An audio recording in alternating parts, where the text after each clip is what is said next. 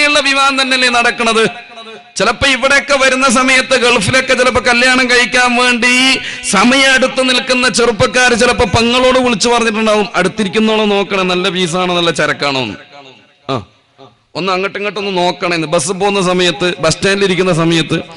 ഇവിടെ ഉണ്ടോന്നറിയില്ല, ചില ഭാഗങ്ങളിലൊക്കെ ഉണ്ട് ഈ വായി നോക്കുന്ന ചെറുപ്പക്കാര്. സുബൈക്ക് ജമാഅത്തിന് വന്നിട്ടില്ലെങ്കിലും സ്കൂളും കോളേജൊക്കെ പോകാൻ വേണ്ടിയിട്ട് യൂണിഫോം ഇട്ട് ഇറങ്ങിയിട്ട് ബസ് സ്റ്റോപ്പിലെത്തിയ പെൺപിള്ളേരെ ബാക്കിൽ തന്നെ ബൈക്ക് എടുത്തിട്ട് പോകുന്ന പിള്ളേരുണ്ട്. ഇവിടെ ഇല്ലല്ലോ, ഇവിടെ നല്ല ചെറുപ്പക്കാരല്ല. അൽഹംദുലില്ലാഹ് ഞാൻ പോകുന്നവരെ എല്ലാവരും നല്ലവരെന്നെ, അല്ലാഹു അനുഗ്രഹിക്കട്ടെ. ഇപ്പം ഇതിപ്പം കണ്ട് ചെറുപ്പക്കാർക്കല്ല ഇപ്പം കൂടുതൽ ഭ്രാന്ത് വയസ്സന്മാർക്കാ. അവർ വൈകുന്നേരം നേരത്തെ വരാൻ തുടങ്ങി, എന്നിട്ട് പിള്ളേരെ നോക്കിയിട്ട് അഭിപ്രായം പറയാൻ തുടങ്ങി. വിശ്വസിക്കരുത് 90-95 കഴിഞ്ഞതിനാ കൂടുതൽ ഭ്രാന്ത്. ഗ്രഹിക്കട്ടെ അല്ലേ, ഖബറിലേക്ക് കാല് നീട്ടി കിടക്കുന്ന പ്രായത്തിലും ഇതൊക്കെ. അള്ളാഹു നമ്മുടെ ഉമ്മത്തിനെ കാത്തുരക്ഷിക്കട്ടെ. വളക്കാൻ വേണ്ടി നടക്കുന്ന ചെറുപ്പക്കാരില്ലേ, സൗന്ദര്യമുള്ള പെണ്ണിന്റെ പിന്നാലെ പോകുകയും അവരെ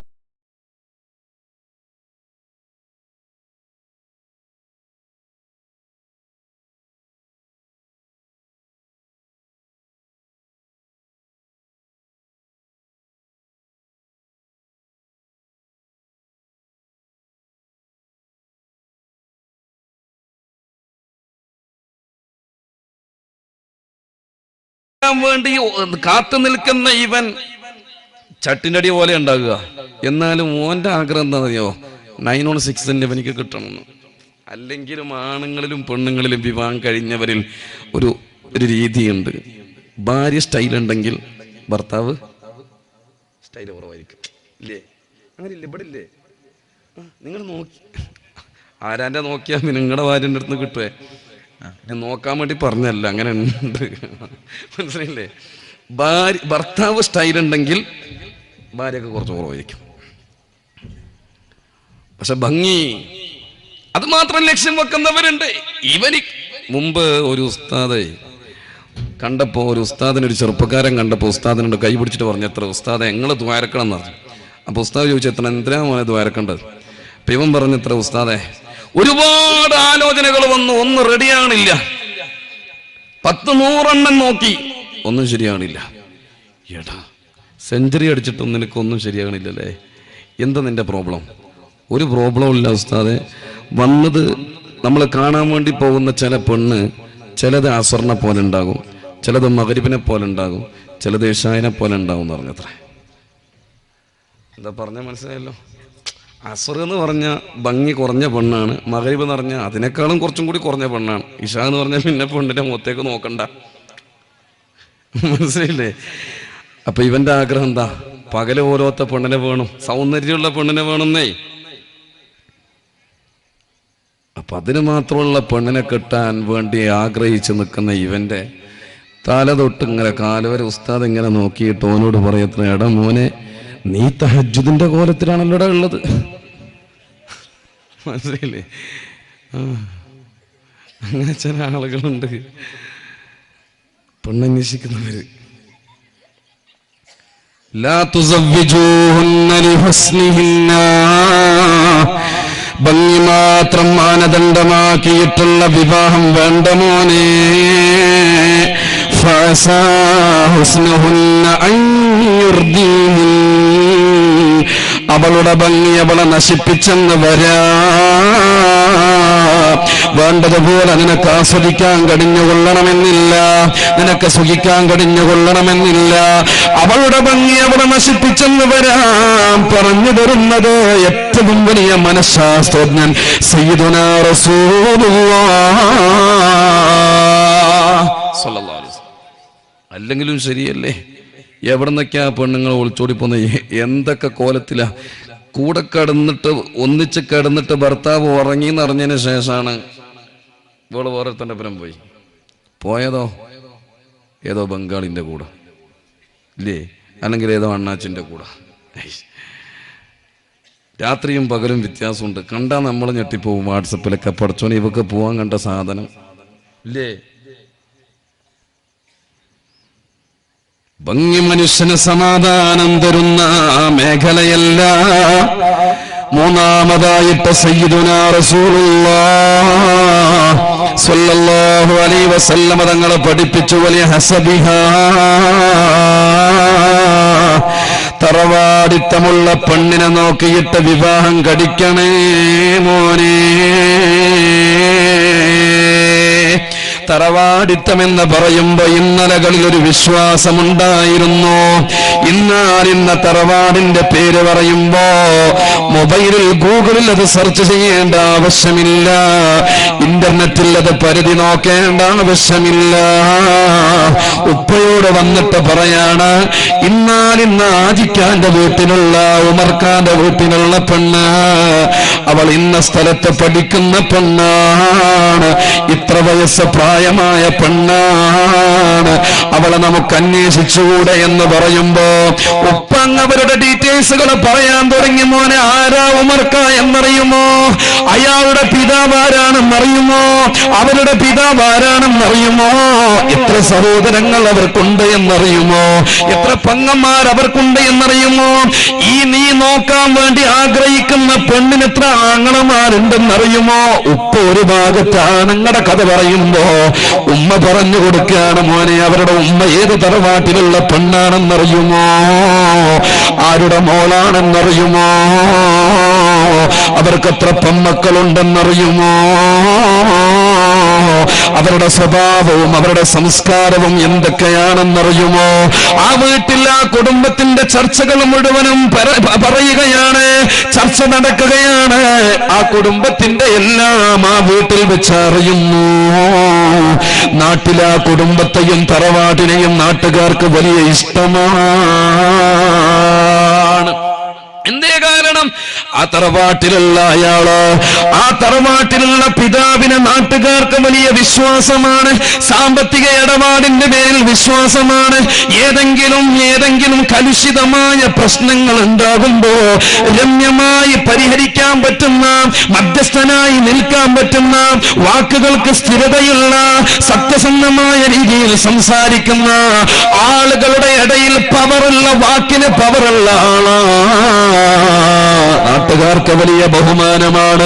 ചെറുപ്പക്കാര് സ്വന്തം ഉപ്പയെ കണ്ടാൽ പോലും പേടിക്കാത്തവര്, നാട്ടിലുള്ള ചില തറവാടിത്തമുള്ള കാരണവന്മാരെ കണ്ടാൽ ഭയപ്പെടാറുണ്ടല്ലോ. പള്ളിയിലെത്തിയാൽ ചില പിള്ളേർക്ക്, ചില മക്കൾക്ക്, ചില ആളുകളെ പേടിയാണ്. കാരണം അയാൾ തറവാടിയാണ്, അയാൾ ഹറാമിനെ ഭയക്കുന്നോരാ, അല്ലാഹുവിനെ പേടിയുള്ളോരാ,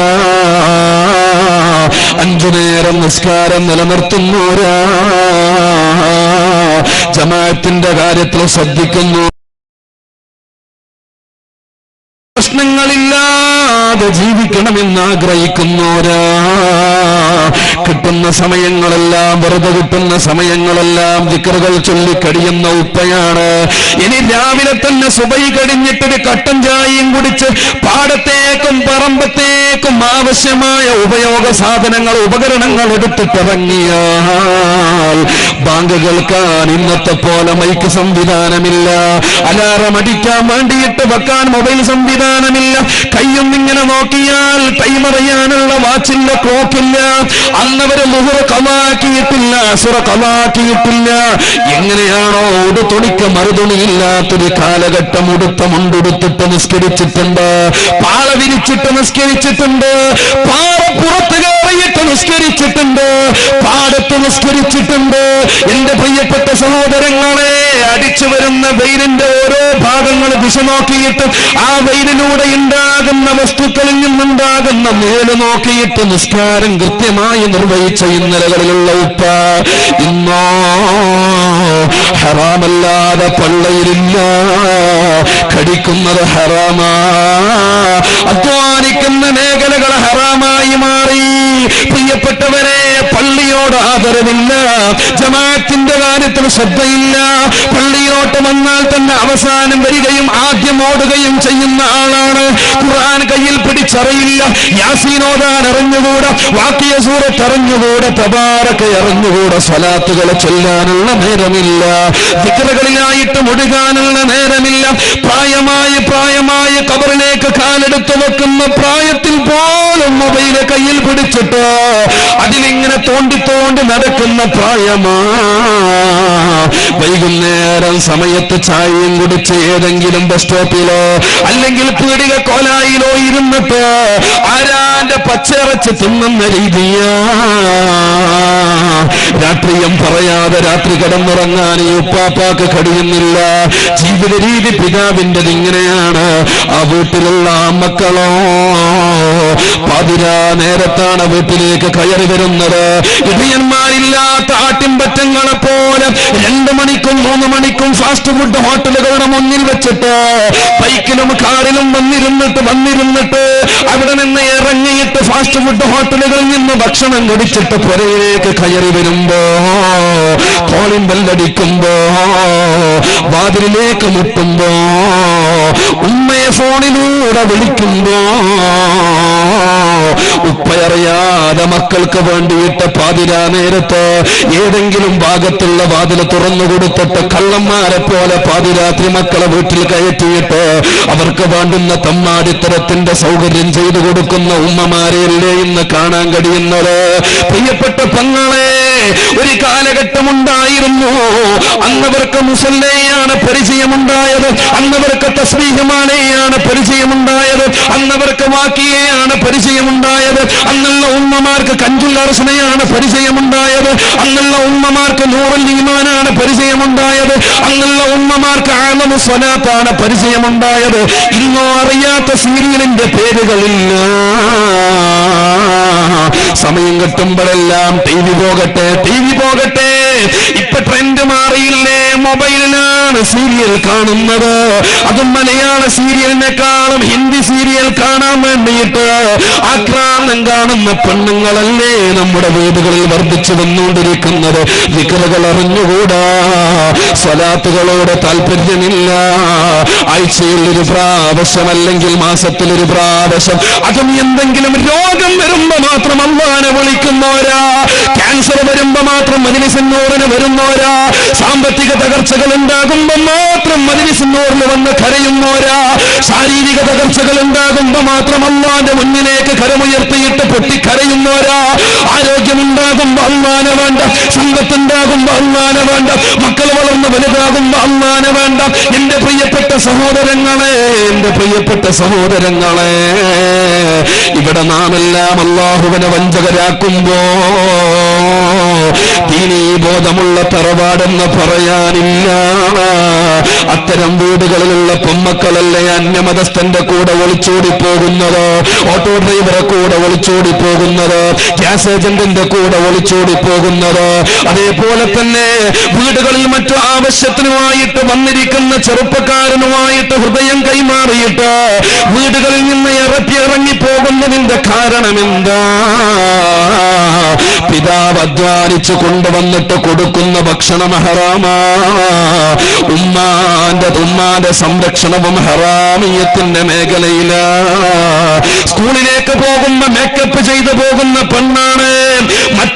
മറ്റൊരു പെണ്ണിനെ നോക്കിയിട്ട് അവൾ നടക്കുന്നത് പോലെ അല്ല, അവളെക്കാളും കുറച്ചും കൂടി സ്റ്റൈലാക്കിയിട്ട് വേണം എന്റെ മോള് നടക്കാൻ, ഫെമിനിസ്റ്റായിട്ട് നടക്കാൻ, മോഡലിസ്റ്റായിട്ട് നടക്കാൻ. പാശ്ചാത്യ സംസ്കാരത്തിന്റെ ഏതൊക്കെ വഴികളുണ്ടോ അതെല്ലാം ചെറിയ പ്രായത്തിനെ മക്കൾക്ക് പഠിപ്പിച്ചു കൊടുക്കുകയും നുകർന്നു കൊടുക്കുകയും ആ വഴികളെ മാത്രം കാണിച്ചു കൊടുക്കുകയും ചെയ്യാണ്. സുബഹി നിസ്കരിച്ചിട്ട് ആ പൊന്നുമോൾക്ക് അറിഞ്ഞുകൂടാ, മെൻസസായിട്ട് അസറിന്റെ നേരത്തെ കുളിച്ച പെണ്ണിന് ഏതൊക്കെ നിസ്കരിക്കണമെന്ന് പൊന്നുമോൾക്ക് അറിഞ്ഞുകൂടാ. മെൻസസായ പെണ്ണ് ഇശാഇന്റെ നേരത്തെ കുളിക്കുമ്പോ ഏതൊക്കെ നിസ്കരിക്കണമെന്ന് ആ പൊന്നുമോൾക്ക് അറിഞ്ഞുകൂടാ? എന്റെ പ്രിയപ്പെട്ട സഹോദരങ്ങളെ, ജീവിതത്തിൽ മരിക്കുന്നത് വരെ പാലിക്കേണ്ടുന്ന ശരീഅത്തിന്റെ നിയമങ്ങളൊന്നും തന്നെ നമ്മുടെ പൊന്നുമോൾക്കറിയാതെ വരുമ്പോ, അവള് പഠിച്ചത് എന്താണ്? കെമിസ്ട്രി പഠിച്ചിട്ടുണ്ട്, ബയോളജി പഠിച്ചിട്ടുണ്ട്, ഫിസിക്സ് പഠിച്ചിട്ടുണ്ട്, ഭൗതികമായ എല്ലാ കാര്യങ്ങൾക്കും നമ്മൾ ഒത്താശ ചെയ്തു കൊടുത്തിട്ടുണ്ട്. ദീൻ അറിഞ്ഞുകൂടാ, ഖുർആൻ ഓതാൻ അറിഞ്ഞുകൂടാ, യാസീനോതുന്ന ശീലമില്ല, ഹദ്ദാദ് ചൊല്ലുന്ന ശീലങ്ങളെ വീട്ടിലില്ല, കള്ളന്മാര് കയറാൻ തുടങ്ങി, ക്യാൻസർ രോഗം ഇന്ന് നമ്മെ പിടിക്കാൻ തുടങ്ങി, മാരകമായ മറ്റു പല പണിഷ്മെന്റുകളെ കൊണ്ടും അല്ലാഹുവിന്റെ പരീക്ഷണങ്ങൾ നിറയാൻ തുടങ്ങി. എന്തുകൊണ്ടാണ് അല്ലാഹുവിനെ ഓർക്കുന്ന കുടുംബങ്ങൾ ഈ ലോകത്ത് നിന്ന് ഇല്ലായ്മയാകുമ്പോ? പ്രിയപ്പെട്ടവരെ, ഇവിടെ ഹറാമിന്റെ പണങ്ങളും വ്യഭിചാരവും പലിശയും വർദ്ധിച്ചു വരുമ്പോ തടയാൻ ലോകത്തിന് ശക്തിക്കും കഴിയാത്ത വിധത്തിലുള്ള പണിഷ്മെന്റുകളല്ല തരുന്നതാ. അത് ക്യാൻസറായി വരാം, അത് ട്യൂമറായി വരാം, അത് ഭരണാധിപന്മാരെ കൊണ്ട് പരീക്ഷണമായി വരാം, അത് മന്ത്രിമാരെ കൊണ്ടുള്ള പരീക്ഷണമായി വരാം. പ്രിയപ്പെട്ടവരെ, ഈ രാജ്യത്ത് നിന്ന് തന്നെ നമ്മൾ നീങ്ങിപ്പോകേണ്ടവരാണോ? നമ്മൾ ഇവിടെ നിന്ന് ഹിജ്റ പോകേണ്ടവരാണോ? എങ്ങോട്ടെന്നില്ലാതെ എവിടെയെന്നില്ലാതെ പലായനം ചെയ്യേണ്ടവരാണോ എന്ന് ശങ്കിച്ചു നിൽക്കുന്ന ഈ സാഹചര്യത്തില് എന്തുകൊണ്ട് ഈ രാജ്യത്തുള്ള മുസൽമാനെ ചോദ്യം ചെയ്യപ്പെടുന്ന രീതിയില് മുസൽമാന്റെ സംസ്കാരത്തെയും മുസൽമാന്റെ പ്രവർത്തനങ്ങളെയും മുസൽമാന്റെ താടിയെയും മുസൽമാന്റെ ഖുർആനിനെയും മുസൽമാനെ പാരായണം ചെയ്തു കൊടുക്കുന്ന ഹദീസുകളെയും ശരീഅത്തിന്റെ നിയമങ്ങളെ അടക്കം ചോദ്യം ചെയ്യപ്പെടുന്ന രീതിയിൽ ഭരണകർത്താക്കൾ നമ്മുടെ നേരെ കുതിര കയറാൻ വരുന്നതിന്റെ കാരണം എന്താണ്? അല്ലാഹുവായിട്ടുള്ള കണക്ഷന് മുറിയുമ്പോ, റബ്ബുവായിട്ടുള്ള ബന്ധങ്ങൾ മുറിയുമ്പോ, അല്ലാഹുവായിട്ടുള്ള നമ്മുടെ ബന്ധങ്ങൾ നഷ്ടപ്പെട്ടു പോകുമ്പോ റബ്ബിന്റെ പരീക്ഷണങ്ങൾ പല നിലക്കും വരുന്നതാണ്. തടയാൻ കഴിയില്ല. ഇന്ന ബത്ശ റബ്ബിക ലശദീദ് ഇന്നഹു ഹുവ യുബ്ദിഉ വയുഈദ് വഹുവൽ ഗഫൂറുൽ വദൂദ് ദുൽ അർശിൽ മജീദ് ഫഅാലുൻ ലിമാ യുരീദ്. പ്രിയപ്പെട്ട സഹോദരങ്ങളെ, അതുകൊണ്ട് നല്ലൊരു തറവാടെന്ന് പറയാനില്ല. ഇനി വരുന്ന തലമുറകളിൽ ഒരു പക്ഷേ ഏത് രാമന്റെ മക്കളായിട്ടാകാം, ഏതെങ്കിലും ഗോപാലന്റെ മക്കളായിട്ടാകാം മക്കളൊക്കെ വളർന്നു വരുന്നത്. ഒളിച്ചോട്ടം വർദ്ധിച്ച കാലമാണല്ലോ. വിശ്വസിക്കാൻ പറ്റുന്നില്ല. നല്ല തറവാടെന്ന് പറയാൻ ഇന്ന് മഹല്ലുകളിൽ കുറവാണ്. അനുജന് നേരെ കടാര എടുത്തിട്ടുള്ള അനുഭവമാണ് ഇന്ന് പറയാനുള്ളത്. ഉപ്പാക്ക് നേരെ കയ്യോങ്ങുന്ന മക്കളാണ് ഇന്ന് കുടുംബത്തിൽ പറയാനുള്ളത്. ഉമ്മയെ തള്ളിപ്പറഞ്ഞ വീട്ടിൽ നിന്ന് ആട്ടി പുറത്താക്കിയിട്ടുള്ള, ഉമ്മയും ഉപ്പയും വേണ്ട എന്ന് വെച്ചിട്ട് കെട്ടിയ പെണ്ണിന്റെ തലയിണ മന്ത്രം കേട്ടിട്ട് കോട്ടേഴ്സ് ജീവിതം തെരഞ്ഞെടുത്തിട്ടുള്ള നശിച്ച ജന്മങ്ങളെയാണ് ഇന്ന് സമൂഹത്തിൽ കാണാൻ കഴിയുന്നത്. പ്രിയപ്പെട്ടവരെ, നല്ല തറവാടെന്ന് പറയാനില്ല. ഈമാന് ശോഷിച്ചു പോവുകയാണ്. നാലാമത്തെ നിബന്ധന സയ്യിദുനാ റസൂലുള്ളാഹി സ്വല്ലല്ലാഹു അലൈഹി വസല്ലമ തങ്ങൾ പറഞ്ഞില്ലേ, ഒലിദീനിഹാ, ദീനുള്ള കുടുംബത്തിൽ നിന്ന് വിവാഹം കഴിക്കണേ. ഫൽഫർ ബിദാത്തിദ്ദീൻ, ദീനുള്ള കുടുംബത്തിൽ നിന്ന് വിവാഹം കഴിച്ചുകൊണ്ട് നിന്റെ ജീവിതത്തെ നീ സക്സസ് ആക്കിക്കോ, നിന്റെ ജീവിതത്തെ നീ അടവുള്ളതാക്കിക്കോ, നിന്റെ ജീവിതത്തിന്റെ വിജയം നീ കൈവരിച്ചോ. സ്വാദിഖുൽ മസ്ദൂഖ് റസൂലുള്ളാഹ് സ്വല്ലല്ലാഹു അലൈഹി വസല്ലം 4 നിബന്ധനയാ പറഞ്ഞത്. 4ൽ 3 ഞാൻ പറയട്ടെ. ഒന്ന് പറഞ്ഞു, ലിമാലിഹ, സമ്പാദ്യമുള്ള പെണ്ണിനെ നോക്കിയിട്ട് വിവാഹം കഴിച്ചുകൊണ്ട് നിന്റെ ജീവിതത്തിന്റെ വിജയം കൈവരിച്ചോ എന്ന് റസൂലുള്ളാഹി പറഞ്ഞില്ല. സമ്പാദ്യം ജീവിതത്തിന്റെ സമാധാനം ഉണ്ടാക്കുന്നതല്ല, തകർക്കുന്നതാണ്. സമ്പാദ്യം സമാധാനം തകർക്കുന്നതാണോ ഉണ്ടാക്കുന്നതാണോ? നിങ്ങൾ പറ. പണം എന്നുള്ളത് സമാധാനം തരുന്നതാണോ തകർക്കുന്നതാണോ? തകർക്കുന്നതാ. കാരണം അതിനെ നമ്മൾ സംരക്ഷിക്കണം, അല്ലേ? നമ്മളതിനെ നോക്കിക്കൊണ്ടേയിരിക്കണം, നമ്മളതിനെ എണ്ണിക്കൊണ്ടേയിരിക്കണം. നമ്മൾ ഇപ്പം അക്കൗണ്ടിൽ നമ്മളെ കയ്യിൽ പൈസ ഉണ്ട്, അക്കൗണ്ടിൽ ഉണ്ടായാൽ തന്നെ എപ്പോഴാണ് അതൊക്കെ വലിഞ്ഞു പോവാ, ഏതൊരുത്തന്റെ അക്കൗണ്ടിലേക്കാണ് അതൊക്കെ പോവാന്ന് പറയാൻ പറ്റൂല. ആളുകൾക്ക് വരുന്ന അറിയാത്ത റോങ് നമ്പർ പോലും ഇപ്പൊ കോൾ അറ്റൻഡ് ചെയ്യാൻ പറ്റണില്ല. ഇവിടെ ഇതിന്റെ പരിസരത്തുള്ള ഒരു സ്ഥലത്ത് നിന്ന് ഒരു സഹോദരൻ ആത്മഹത്യ ചെയ്യേണ്ട ഒരു അവസ്ഥയിലേക്ക് എത്തി. ഒരു സ്ഥലത്തുനിന്ന് ഫോൺ വിളിച്ചിട്ട് ഈ പാവം വയസ്സനായ ഇയാളെ സ്ഥലം വിറ്റിട്ട് കിട്ടിയ കാശ് കൊണ്ടായിട്ട് ബാങ്കിൽ ഇട്ടതാ. ആരോ അജ്ഞാത കോള് വന്നു, കുടുംബത്തിലാരോ പറ്റിച്ചതാ. കോള് വന്നിട്ട് ഇയാളോട് ബാങ്ക് അക്കൗണ്ട് നമ്പറൊക്കെ ചോദിച്ചു. ആ പൈസ മുഴുവൻ അങ്ങനെ തന്നെ അവര് വലിച്ചു കൊണ്ടുപോയി. അള്ളാഹു നമ്മെ കാക്കട്ടെ. ഈ കാര്യത്തിൽ ആമീൻ പറയും. പൈസ അല്ലേ പോന്ന്, ഇല്ലേ?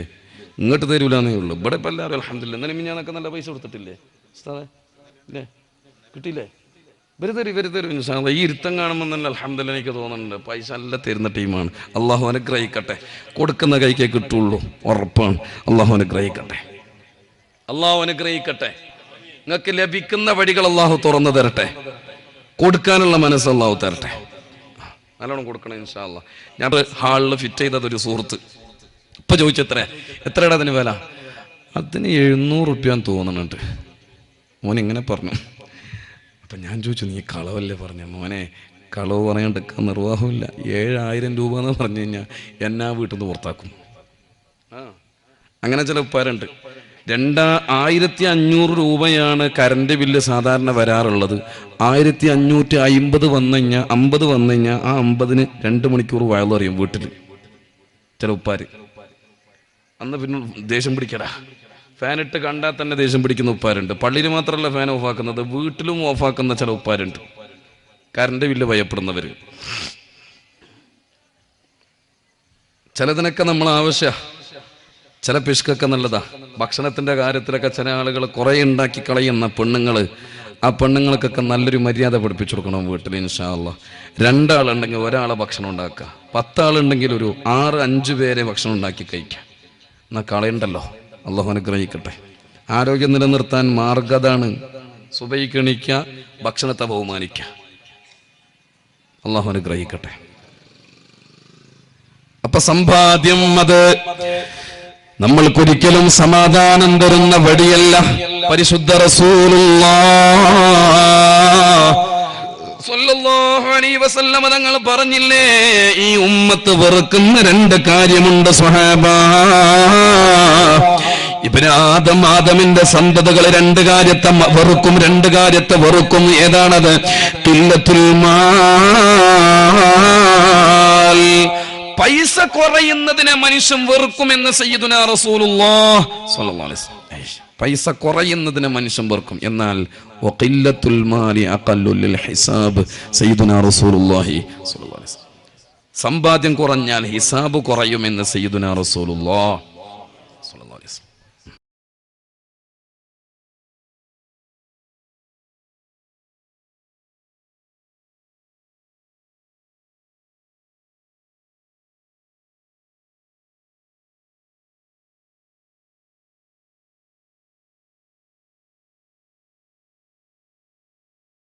രണ്ട് മൂന്നെണ്ണം പ്രസവിച്ചു കഴിഞ്ഞാൽ പിന്നെ പെണ്ണിനുള്ള ഭംഗി എങ്ങനെയല്ല. കാലം കഴിയും തോറും പെണ്ണിന്റെ ഭംഗി ഇങ്ങനെ ആണിന്റെ ഭംഗിയായാലും പെണ്ണിന്റെ ഭംഗിയായാലും കുറഞ്ഞു വരുന്നു. ചില ഉപ്പാരോട് ചോദിച്ചു നോക്കി, എന്തെന്നാ ഇപ്പൊ നിങ്ങളെ കോല? അപ്പൊ പറയും, എടാ നിന്റെ പ്രായത്തിലൊക്കെ നിന്നെക്കാളും സ്റ്റൈൽ ഉണ്ടായിരുന്നു ഞാൻ. സ്നേഹമുള്ള ഉമ്മ ചിലപ്പോ പറയും, നീ ഉപ്പാൻ അങ്ങനെ പറയൊന്നും വേണ്ട, നിന്നെക്കാളും നല്ല സ്റ്റൈലൊക്കെ ഉണ്ടായിരുന്നു പണ്ട് എന്നെ കെട്ടാൻ വേണ്ടി വരുമ്പം. സ്നേഹമുള്ള പെണ്ണുങ്ങൾ അങ്ങനെ പറയും. അല്ലെങ്കിൽ പറയും, എന്താ പറയുക, പണ്ട് ഇങ്ങനെ തന്നെ അടക്കയെ പോലെ. ഇപ്പൊ അങ്ങനെ തന്നെ, ഒരു മാറ്റവും ഇല്ല അല്ലേ? ചില ആളുകൾക്ക് അങ്ങനെയാണ്. ആ ഭംഗി ഉണ്ടായാൽ ആ ഉണ്ടായതിന്റെ പേരിൽ അഹങ്കരിക്കുന്ന ആണുങ്ങളും പെണ്ണുങ്ങളും ഇല്ലേ?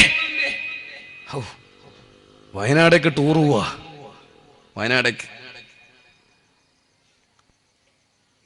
ടൂർ തുടങ്ങിയാൽ എവിടെ നിന്നാണ് ഇവൻ ആരംഭിച്ച അവിടെ നിന്ന് തുടങ്ങിയ ഒരു സെൽഫി. സ്കൂട്ടിയിലോ ബൈക്കിലോ കാറിലോ അവിടെ നിന്ന് ഇങ്ങോട്ട് തുടങ്ങി.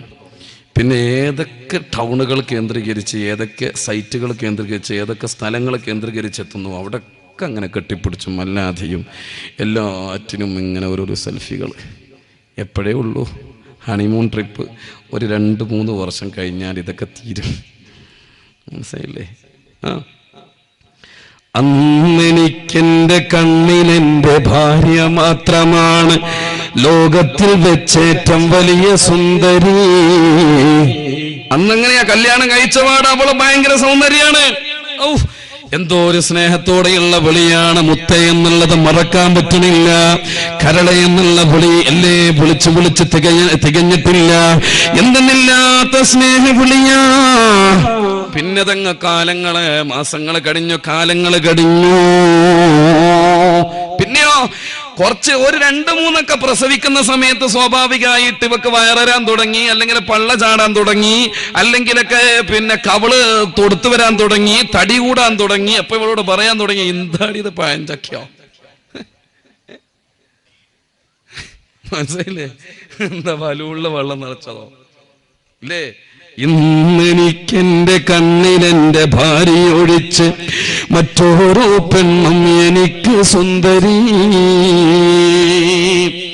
ഇപ്പൊ അവളെക്കാളും രസമേതാണ്? അപ്പുറത്തുള്ള നാസറിന്റെ ഭാര്യയാണ്, മുജീബിന്റെ ഭാര്യയാണ്. കാണുമ്പോ ഇങ്ങനെ പറയാൻ തുടങ്ങി, എന്താ ഓന്റെ ഒക്കെ ഭാഗ്യം, എന്തോ ഒരു സ്റ്റൈലാ പെണ്ണിന്. എന്താ മക്കളെ നിങ്ങളെ വിചാരിച്ചത്? ഭംഗി ഒരിക്കലും മനുഷ്യന് സമാധാനം തരുന്ന വടിയല്ല. ഭംഗി നശിക്കുന്നതാ, ഭംഗി നശിക്കുന്നതാ മോനെ.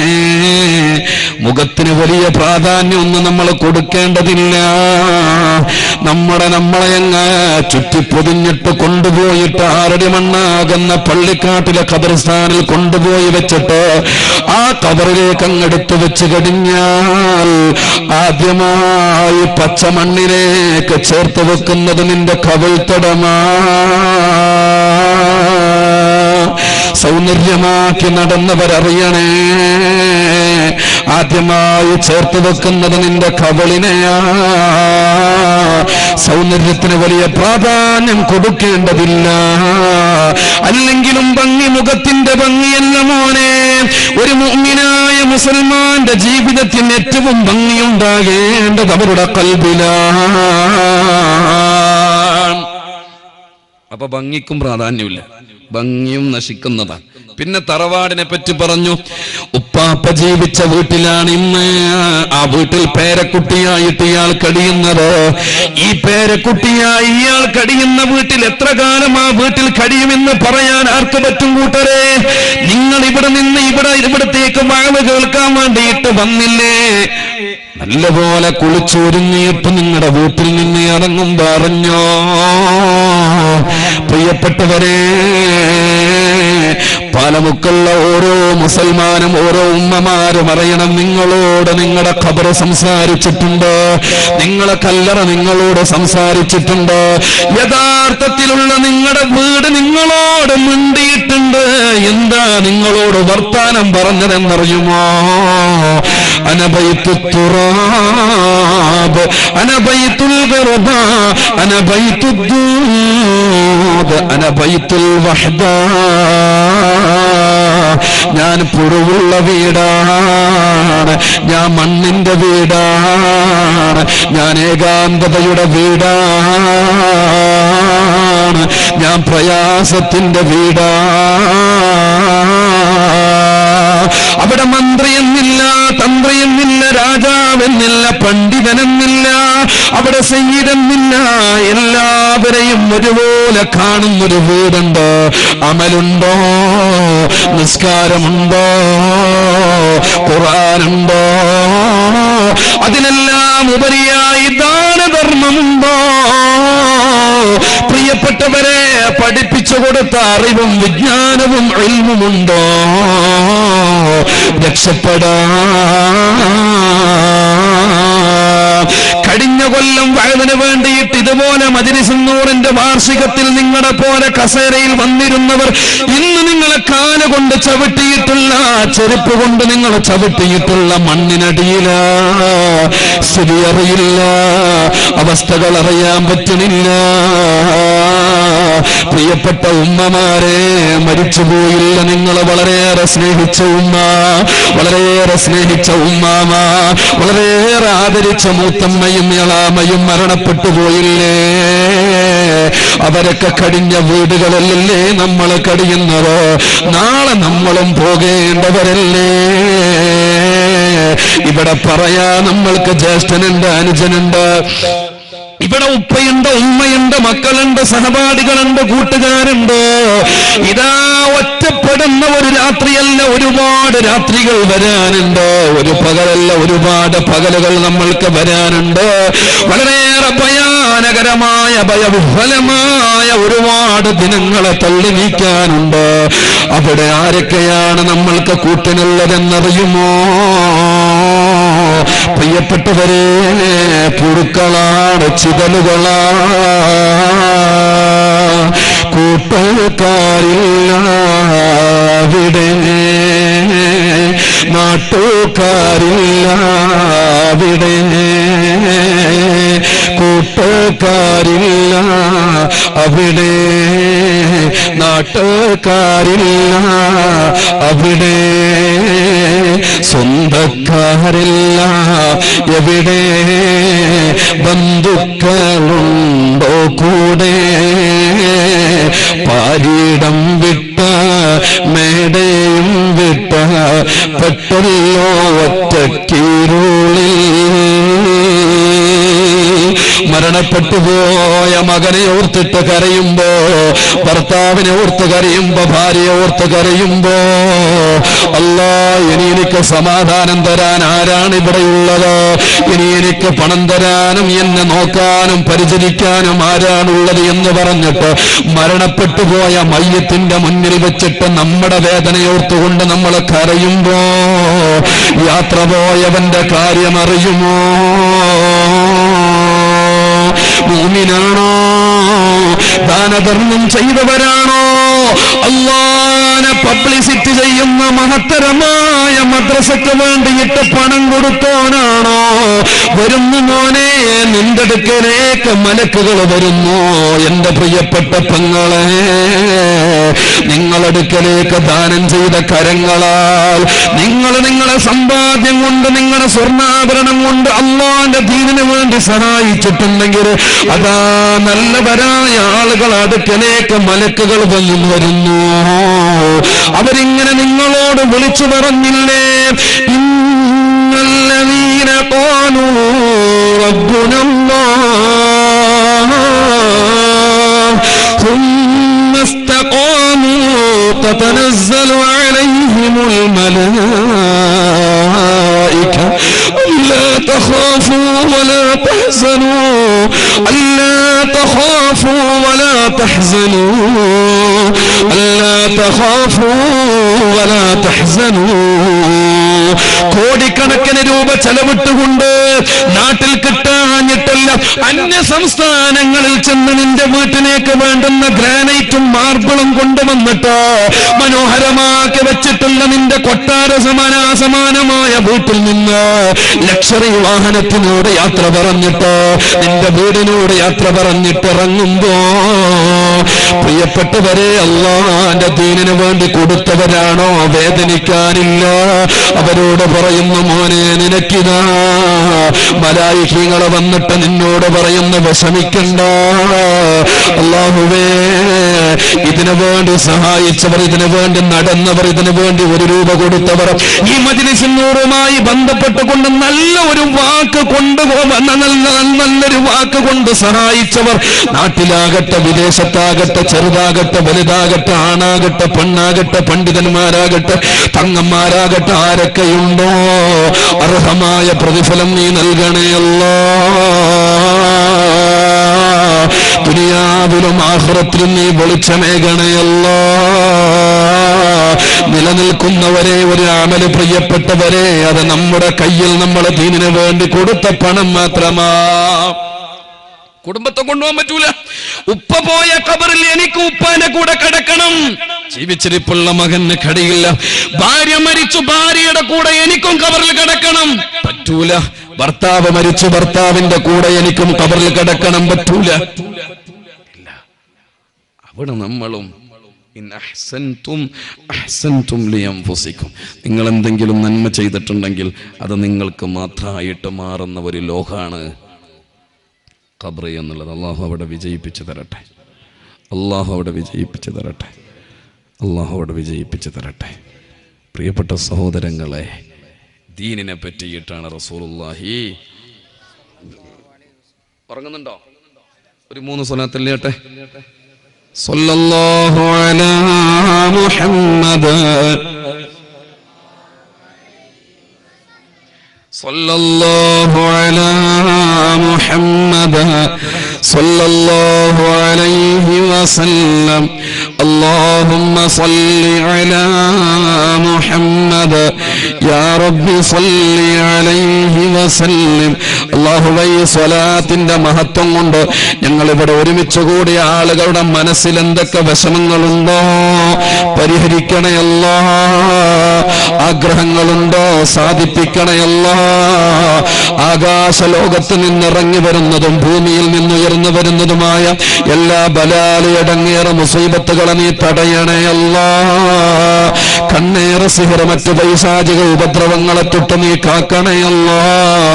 സാധുക്കളായ ഇവിടെയുള്ള ആളുകൾ ഇവർ ചെയ്യുന്ന ഏർപ്പാടുകളിൽ നീ ബറക്കത്ത് ചെയ്യണേ അല്ലാഹ്. ദാമ്പത്യ ജീവിതത്തിൽ നീ എന്നും സ്നേഹവും സന്തോഷവും അല്ലാഹുവേ നിലനിർത്തണേ അല്ലാഹ്. ദീനുള്ള പെണ്ണിനെ വിവാഹം കഴിച്ചാലാണ് ജീവിതത്തിൽ സമാധാനമുണ്ടാവുക. സയ്യിദുനാ റസൂലുള്ളാഹ് സ്വല്ലല്ലാഹു അലൈഹി വസല്ലം. അപ്പൊ പെണ്ണിനെ സെലക്ട് ചെയ്യുമ്പോ വേണ്ടത് എന്താണ്? സമ്പാദ്യം നോക്കരുത്, അവിടെ ഗ്ലാമർ നോക്കരുത്, ഓളെ തറവാടൊന്നും നോക്കണ്ട. അൽഹംദുലില്ലാഹ്, നാട്ടുകാരൊക്കെ പറയണം നല്ല ദീനുള്ള പെണ്ണാണ്. മതി മോനെ, നിന്റെ ജീവിതത്തിൽ എവിടെയും കരകയറാൻ നിനക്ക് ആ പെണ്ണ് മതിയാകുന്നതാണ്. സയ്യിദുനാ റസൂലുള്ളാഹ്. അല്ലാഹു അനുഗ്രഹിക്കട്ടെ. അതുപോലെ മനസ്സിലാക്കിയിട്ട് ജീവിതത്തിൽ അങ്ങനെ സെലക്ട് ചെയ്യാനും നമ്മുടെ മക്കൾക്ക് അങ്ങനെയുള്ള പെണ്ണുങ്ങളെ എടുത്തു കൊടുക്കാൻ അല്ലാഹു തൗഫീഖ് ചെയ്യട്ടെ.